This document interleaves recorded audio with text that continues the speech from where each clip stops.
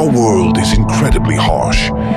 Everyone seems to be striving for happiness, yet we often find ourselves at dead ends, or things appear to be going well until they unexpectedly turn sour. Many people feel that life is full of such challenges. Today, we delve into the fascinating theories of quantum mechanics and the revolutionary concept of transurfing to uncover how our perceptions not only shape our reality, but also dictate our experiences.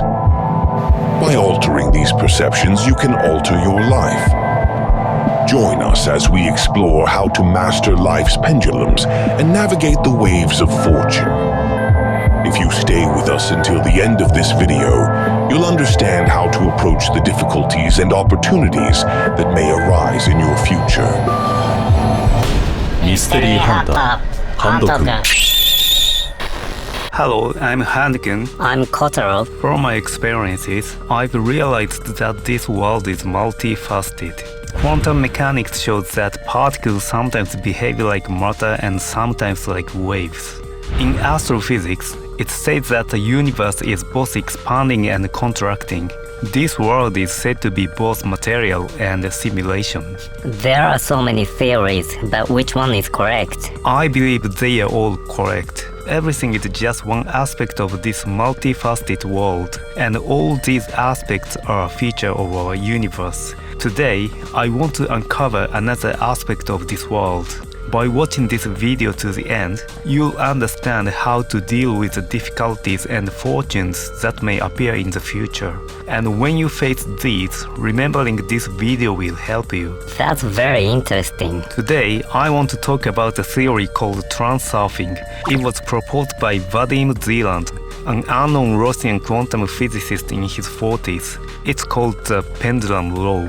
A pendulum is an object that swings back and forth due to gravity, but I've never heard of transurfing. What does it mean? Transurfing combines trans, meaning moving, and surfing, meaning riding waves. This theory is about how to ride the waves of reality. You probably know about the law of attraction. Yes, the law of attraction was popularized by the book The Secret. Right, The Secret was published in 2006, but Reality Transurfing was published in Russia in 2004. Surprisingly, Transurfing explains the law of attraction more theoretically. You could say the law of attraction is a simplified version of transurfing.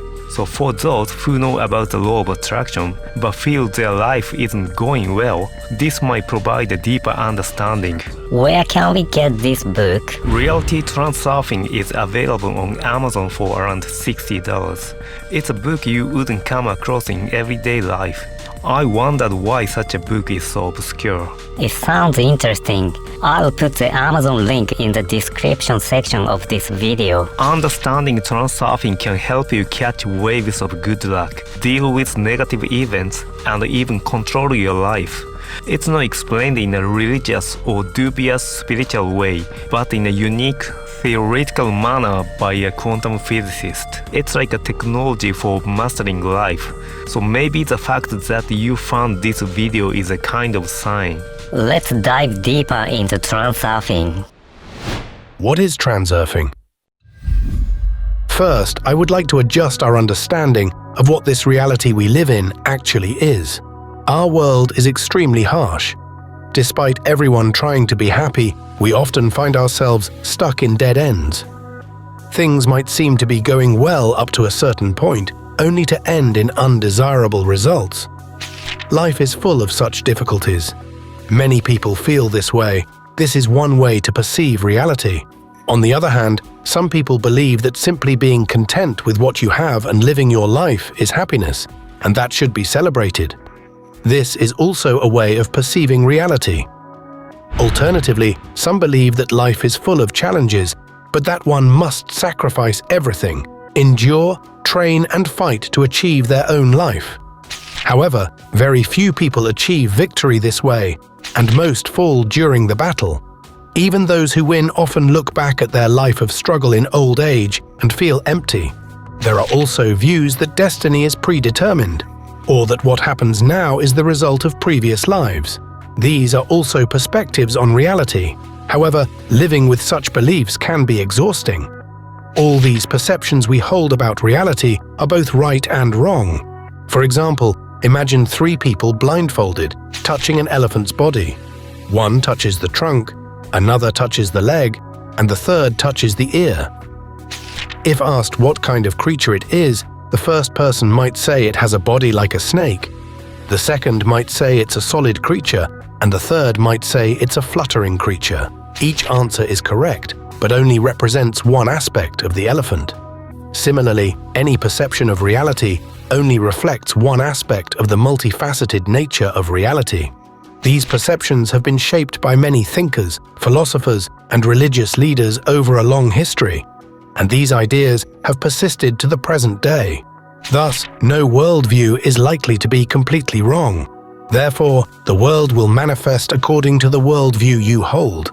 Remember that reality possesses multifacetedness and diversity. The manifestation of reality is infinite.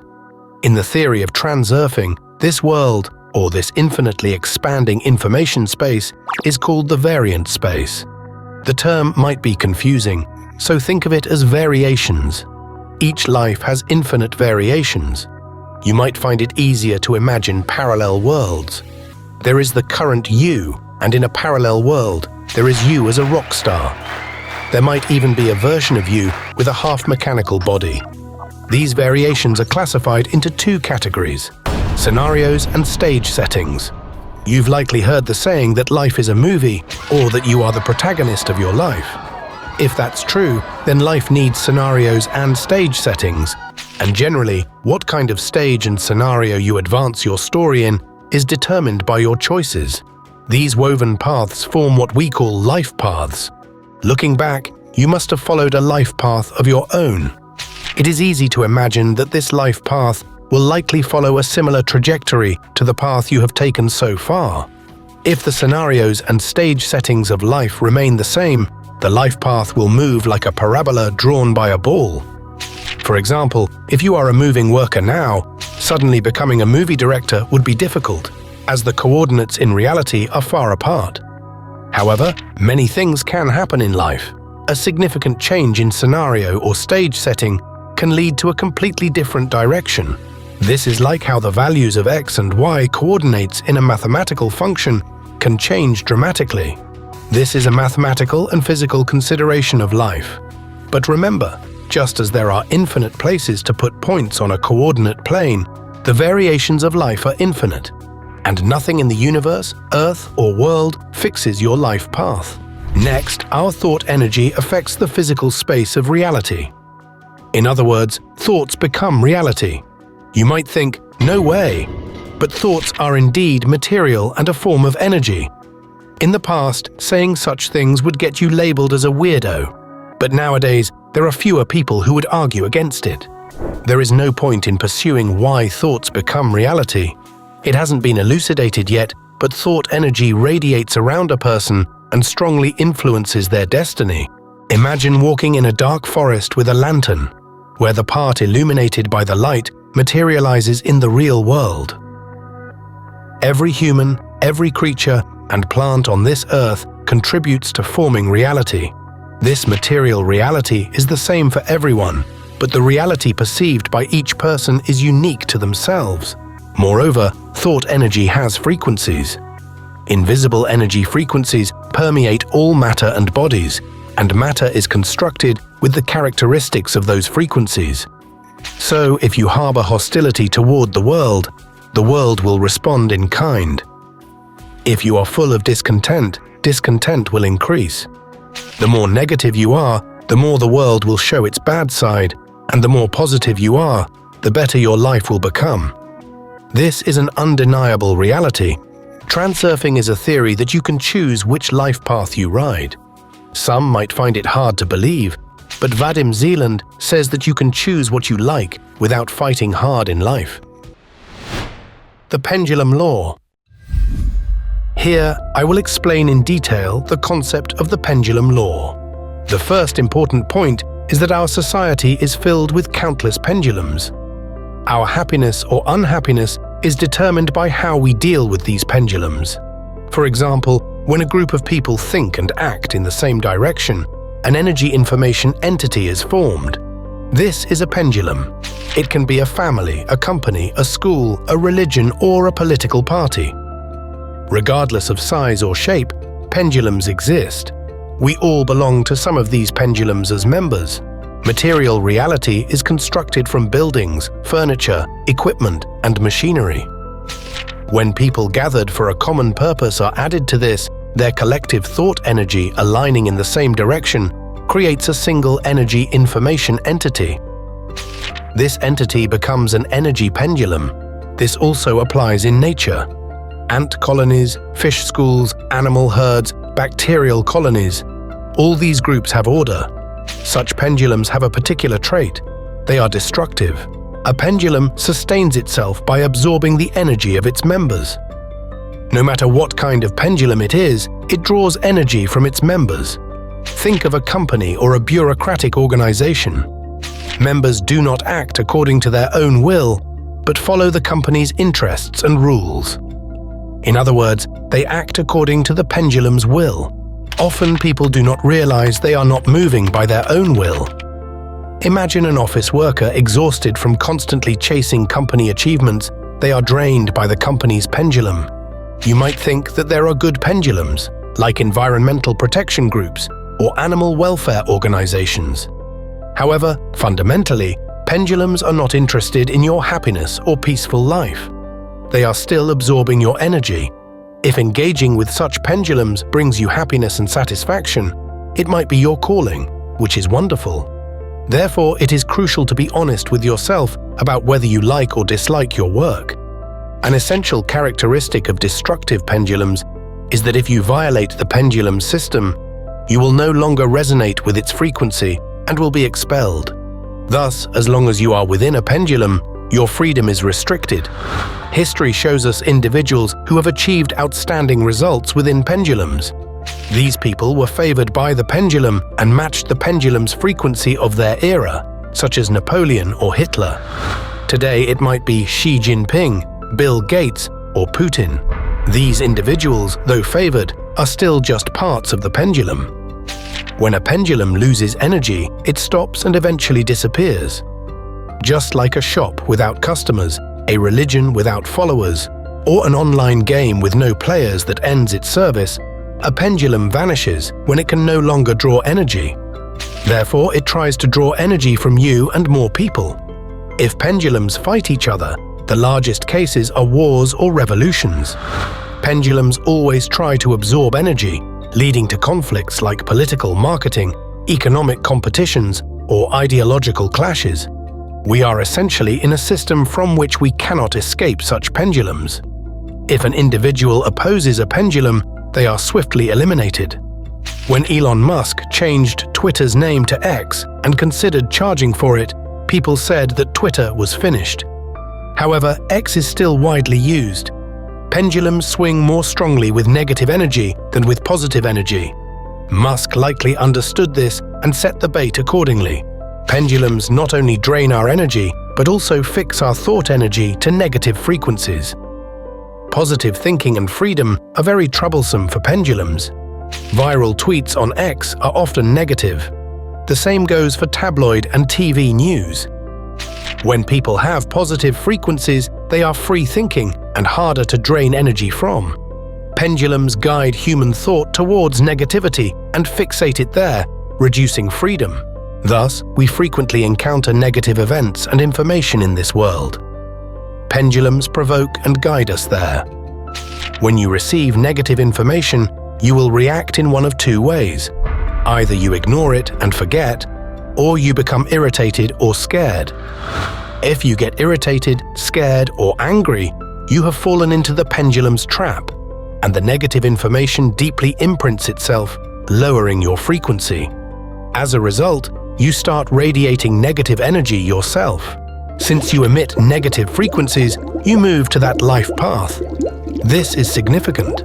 News often covers accidents, disasters, and wars.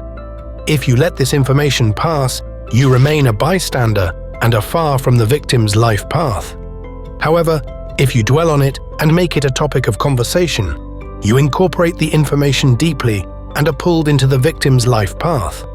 The more you try to avoid or fear something, the more likely it will happen. Humans tend to receive what they want to avoid. Those who flee from something are pursued by it. Those who constantly say they want money always lack money. This is because they have moved to that thought life path. How to escape from the pendulum. Just like Murphy's Law, don't you think that the more you hope something doesn't happen, the higher the probability it will? The way to eliminate such unwanted things from your life is to step out from under the influence of the pendulum that controls you. There are two main methods to do this. The first method is to dodge the pendulum. The second is to tame the pendulum. In the first method of dodging the pendulum, the most futile thing you can do is to fight it. As mentioned earlier, fighting the pendulum only gives it energy. To avoid this, you need to refuse to engage in battle with the pendulum. Think of people in the company break room, watching the news and bad-mouthing the government. They are angry at the government, calling it foolish and shameless. Even though they are not government supporters, they are intensely radiating energy on the government's frequency. This applies to people panicking over an epidemic or protesting against war. They become very devoted followers, providing energy to the pendulum. For example, on social media, when you come across something you dislike and get angry, trying to do something about it, you inject a lot of energy into that topic, making it more prominent.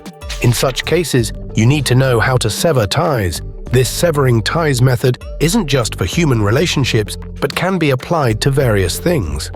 However, it's surprisingly difficult to sever ties because it requires acceptance first.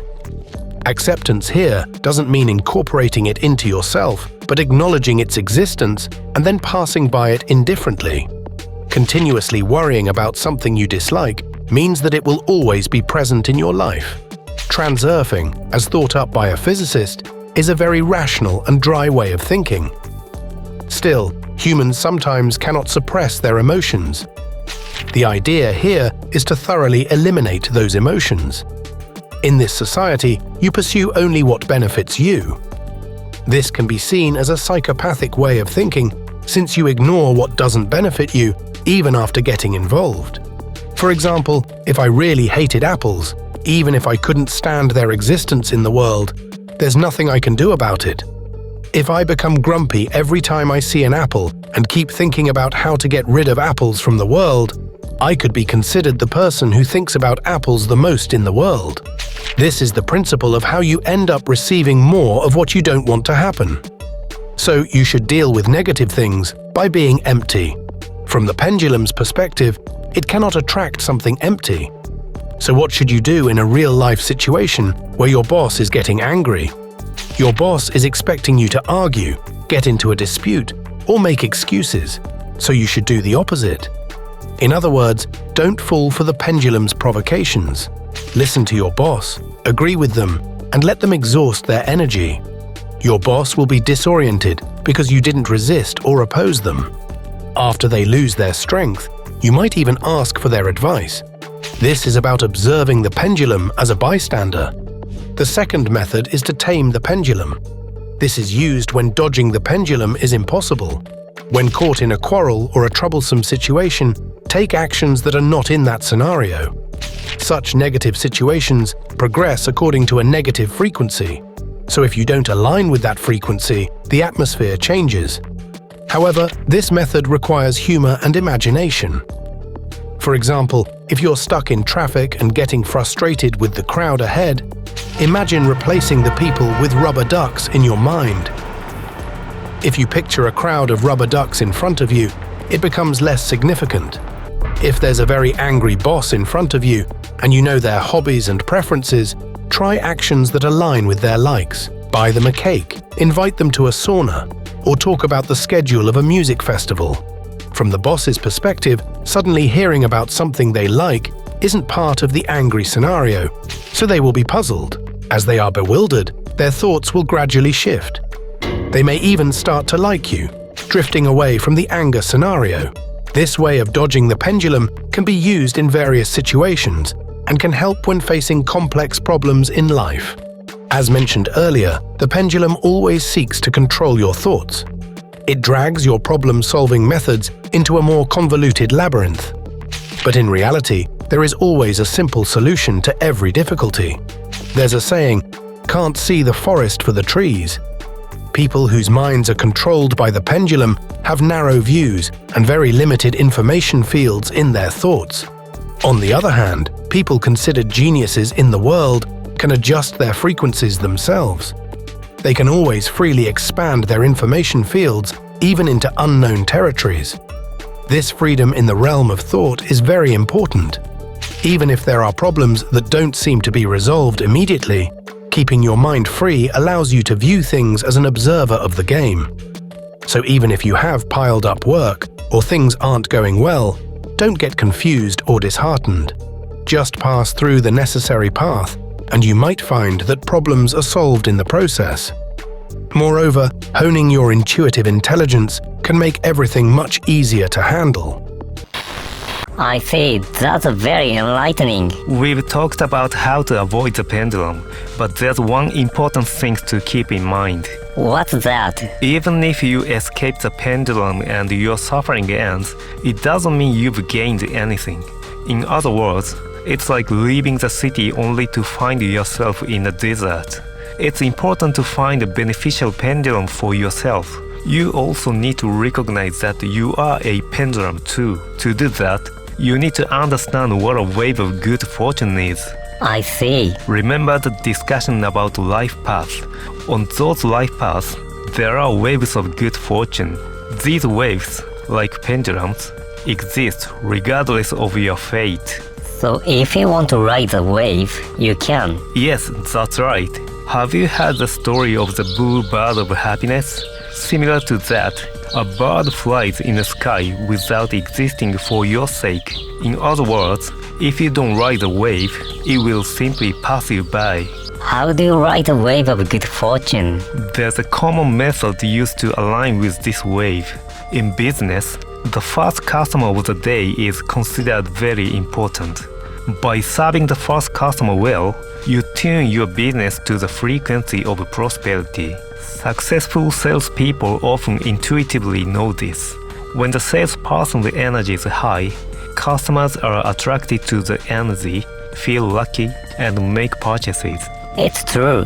You wouldn't want to buy from a salesperson with a negative vibe. This so-called wave of good fortune is on the opposite side of the destructive pendulum. People who are caught up in a pendulum can't notice a wave of good fortune. So to grasp good fortune, you first need to escape the pendulum. Right. The most important habit for this is not to absorb or emit negative frequencies. Thoughts always come back to you like a boomerang. So you need to align with positive frequencies. You are always on the life path that matches the energy you radiate. The balance force. Now, let's talk about the pitfalls in how we perceive reality. The truth is that our thought energy follows the same laws as the physical laws of nature. Have you ever heard of the term balancing forces? Balancing forces are the forces that keep pressure, temperature, and gravity in equilibrium in nature. Equilibrium can also be referred to as stability. It is a state of mechanical balance where forces counteract each other. In nature, whenever there is an excessive potential or energy, balancing forces work to resolve the imbalance. This is a topic in physics, so let's set aside why this happens for now. Why do we experience alternating periods of success and failure in life, described as ups and downs? This is because both happy and unfortunate states are imbalanced states. Everything in the world, such as day and night, high tide and low tide, life and death, birth and decay, oscillates. The force that controls this complex world is the balancing force. Whenever there is excessive energy, balancing forces come into play, and the same applies to our thoughts. Excessive potential in thought is proportional to the significance attached to that thought. Keep this in mind. For example, imagine standing inside your house and standing at the edge of a cliff. In terms of energy, both situations should be the same as you are simply standing. However, Standing at the cliff edge, the fear of slipping and dying creates forces that pull you away from the edge and towards safety. This is because your thoughts have given significant meaning to your situation, creating excessive potential, which activates the balancing forces. When the universe was born, concepts like good and evil, beauty and ugliness, interesting and boring did not exist. Oxygen, nitrogen, and water are neither good nor bad. It is humans who have assigned value to everything in this world. In the cliff example, the excessive potential arose because you evaluated the situation as very dangerous. In our society, evaluations are extremely ambiguous. Who is handsome, fashionable, or a celebrity?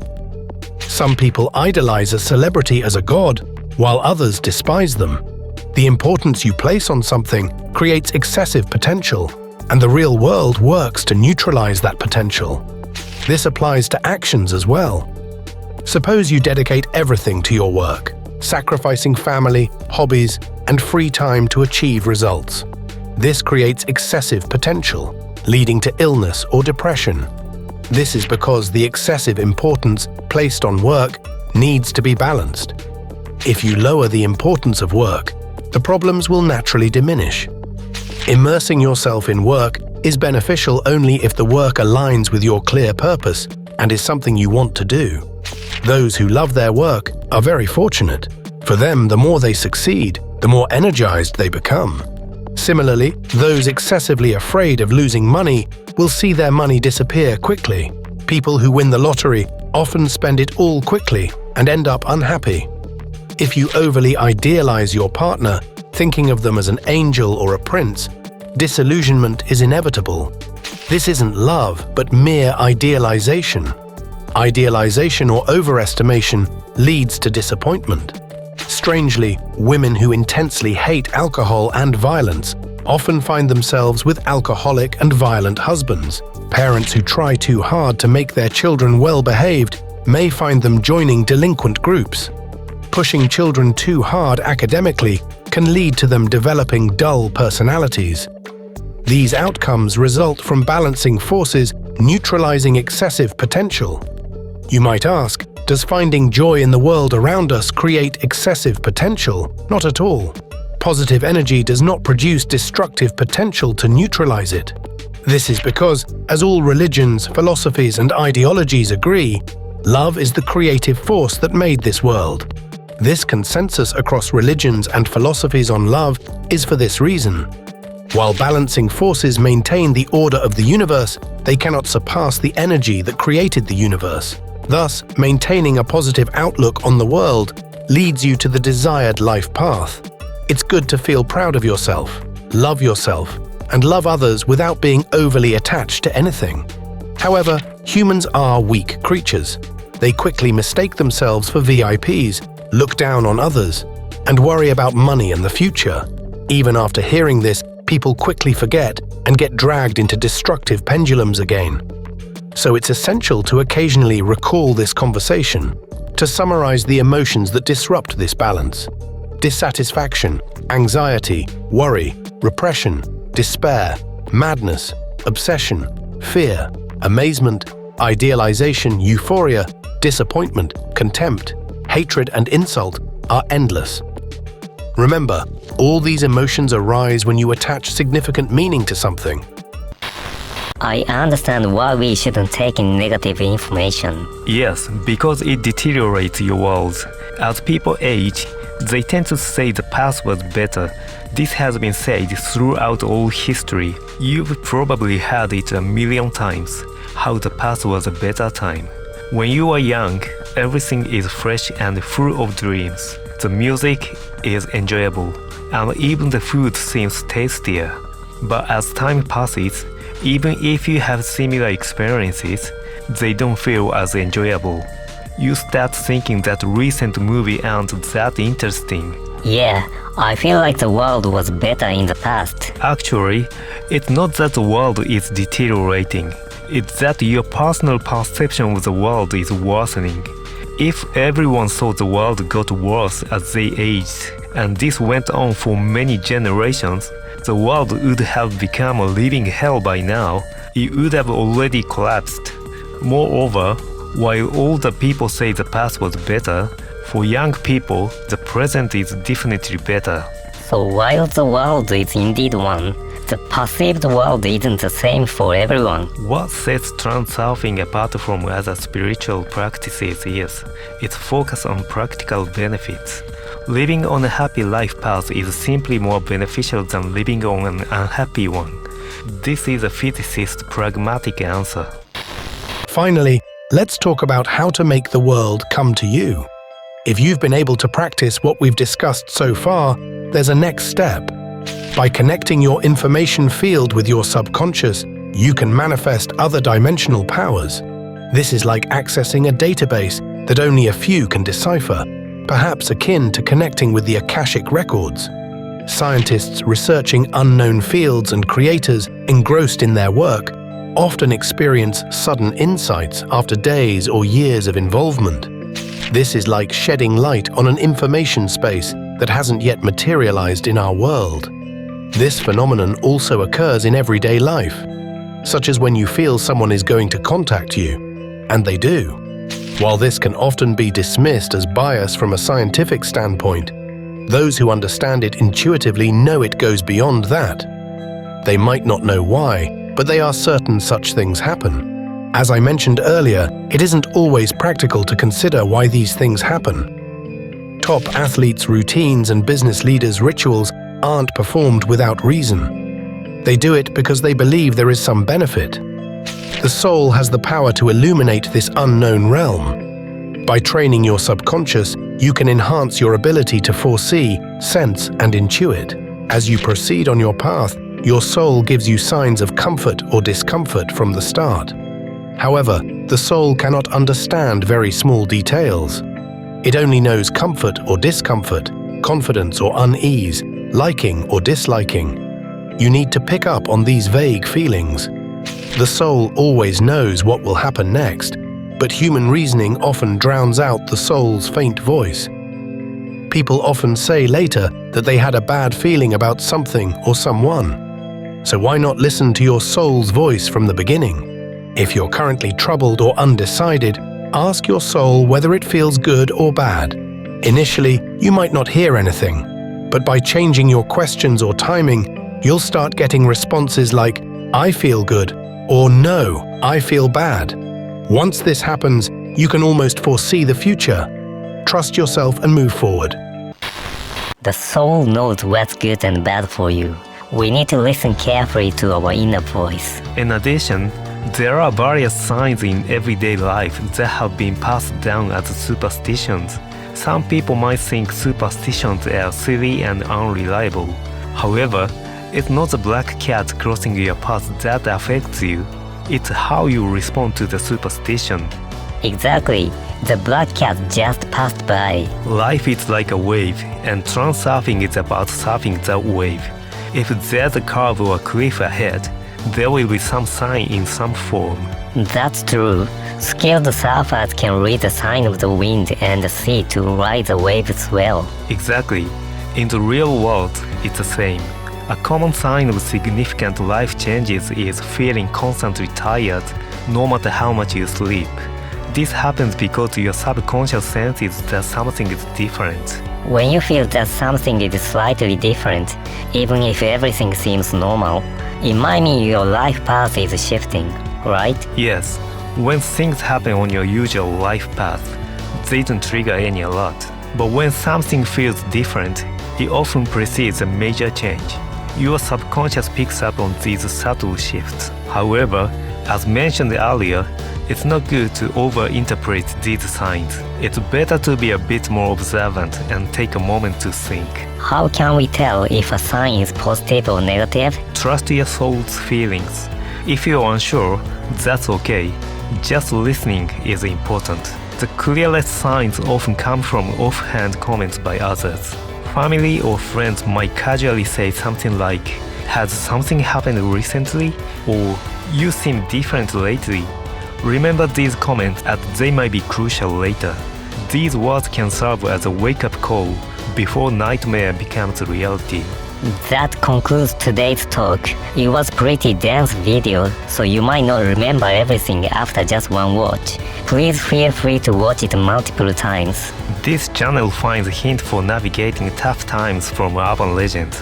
If you like the video, please subscribe and give it a thumbs up. See you next time. Bye bye.